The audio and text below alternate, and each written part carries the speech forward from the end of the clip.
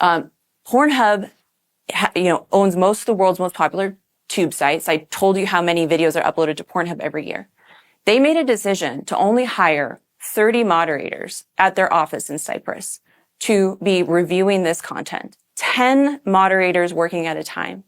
They were reprimanded if they viewed less than 700 videos per 8-hour shift. Some of them were watching up to 2,000 videos per 8-hour shift, just clicking through those videos with the sound off. All the while, they knew they weren't verifying ID or age. And this was a guessing game. They were playing Russian roulette with real people's lives, with victims' lives. And that wasn't just for Pornhub. So that was all of the porn tube sites. They had 10 moderating. Compare that to Facebook's 15,000. They still don't have enough moderators even at Facebook. But make that comparison. That was an intentional decision. And those moderators, I spoke to them for dozens of hours.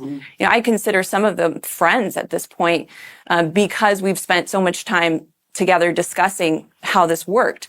They said that their job was more to allow as much content to go through as possible.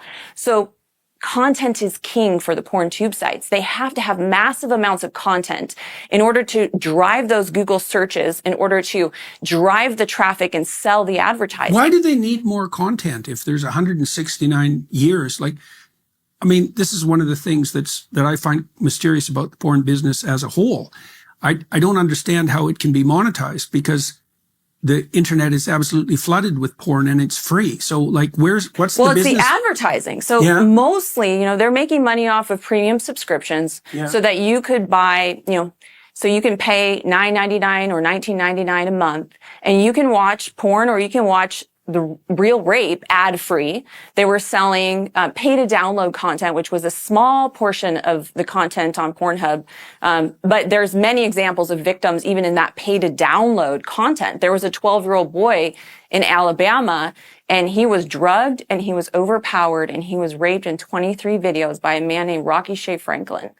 And they were being paid, that was pay to download content where he entered into a profit sharing relationship with Pornhub to split that 35%, 65% for Rocky, 35% for Pornhub. They were selling those videos. Police reached out multiple times to Pornhub demanding those videos be removed, and they were ignored. They stayed on the site for 7 months, hundreds of thousands of views. They put an intentional download button on every single piece of content on Pornhub. Again, an intentional policy decision to place that. And that's not like a YouTube download where you can just access it when you're off the internet. This was a possession of that content. It was a transfer from 1,700 servers that Pornhub has.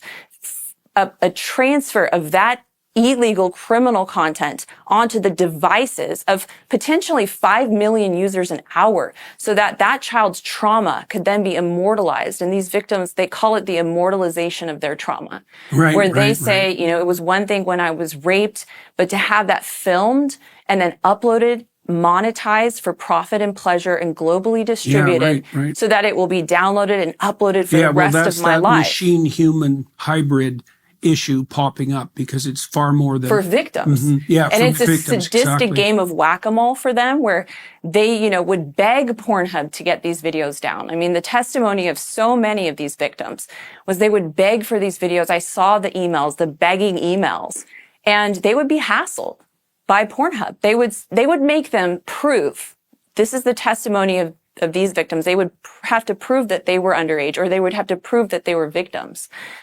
In order to get a video down, if they even had an answer at all.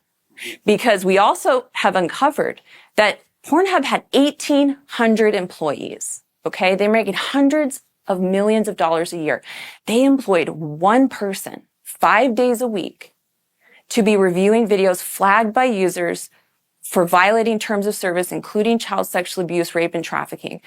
And they had a policy where you had to flag a video 15 times in order for it to be put in queue for review. And they had a backlog of 706,000 flagged videos. And that means a victim could flag their video 15 times. It wouldn't even have been put in line for review. These are those intentional policy decisions that I'm talking about. And so these victims, they would beg for them to come down. They would be hassled.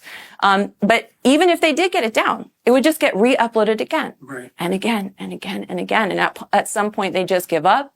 Some of them become suicidal. We know now that this is actually a life and death issue for victims. The stakes are so high because, surveys are showing that 50% of these victims of this kind of distribution of these non-consensual sexual images, child sexual abuse, they have suicidal ideations. Many of them consider suicide. Some of them actually attempt it. Many of them do. And that's what happens to these victims. And so, it's just tragic what's allowed to happen and intentionally done.